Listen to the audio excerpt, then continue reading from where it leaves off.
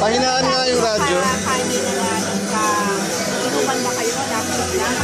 Oo, kasi birthday ng mga best friends ko na close friends nila. Ellen, manginginom ka talaga or slight lang? Slight lang. Uminom talaga ako kasi laking probinsya po ako. Malakas pa kaming uminom. So yung pictures, Ka pa lang talaga. yung pictures before na parang gumagapang ka na sa Palestine, totoo yun? Totoo yun. At saka, in-emote din namin talaga yun. Kasi yung parang masaya lang talaga kami. At saka wala kami pakinig nung time. Ellen, for your, Ellen, yung mga leaked photos, paano mo na guarantee na walang lalabas na masama ng mga larawan from this pictorial, kung meron man? Wala naman kasi sa lahat may sinuot, may nakadaling ko ito. So, I'm sure wala. I don't think they'll lulabasan nila. Pero sa sarili mong protection, ano yung mga nire-require mo na? Kontrata, ano?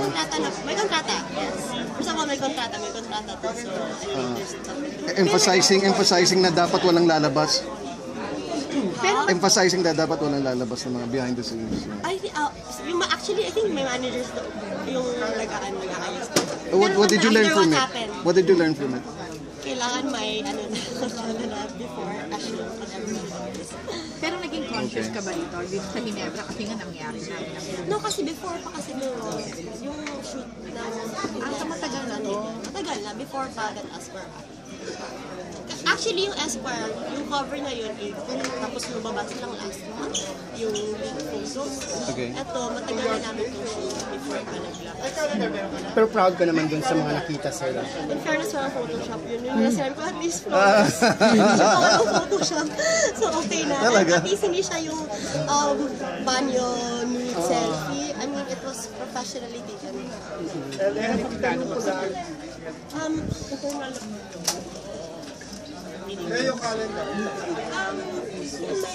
Neil, bakit hindi siya marine type? Hindi naman Ano daw? May trauma ba siya o ano lang? Ellen, bakit?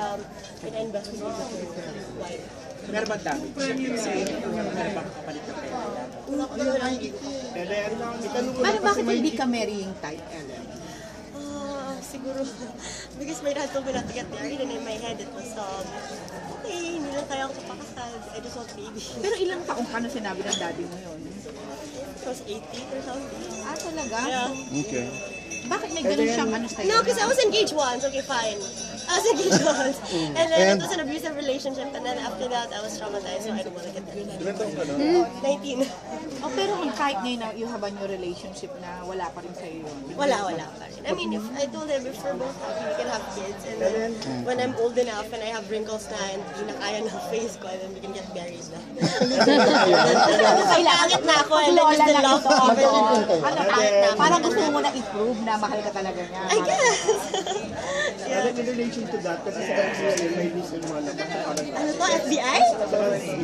FBI? may hindi kasi lumalabas na parang sex video about your ex-boy, posted by your ex-boy. Wala! Sana lumabas na yan. Matagal na. Matagal pa, i-clarify na lang. Wala po. If meron po, matagal na yan. At saka patay ako talaga. So meron kayo? Meron kayo? Hindi, wala. Wala talaga. Wala kayong sex? Yeah, I'm very careful about that. Running ako sa mga guitars. Anong feeling mo na ano, sa mga actress ngayon na also yung nag-text, parang ikaw yung very open, very liberated sa maraming bagay na... I don't know, kasi ganito lang talaga ako. Hindi lang. Pero nararamdaman mo na mas na-appreciate yan, lalo na ng mga followers mo, yung pagiging gano'n. Oo, kasi even my friends, even before showbiz, they like before way ako sobrang frank ako.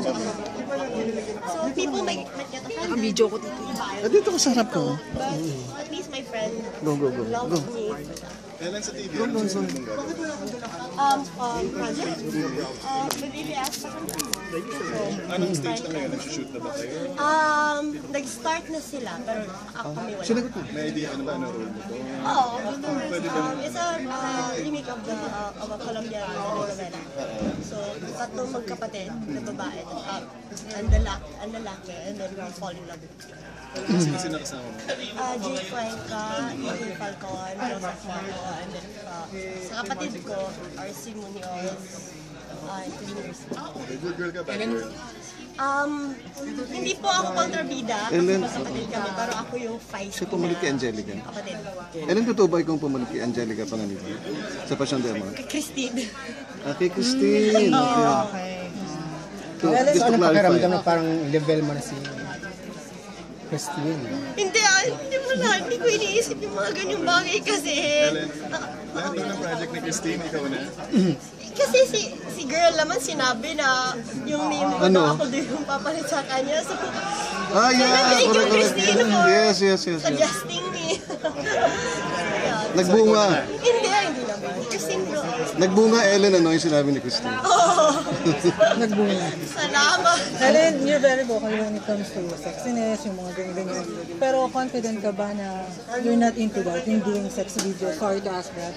Sex video? Sinabi na niya, I'm not- wala. Yeah, You're not hindi into that. talaga. After all that happened, after sa mga scandals na ganyan. Okay. Magkalipin na ba kayo? Hindi ako ganun ka-confident ha. Like,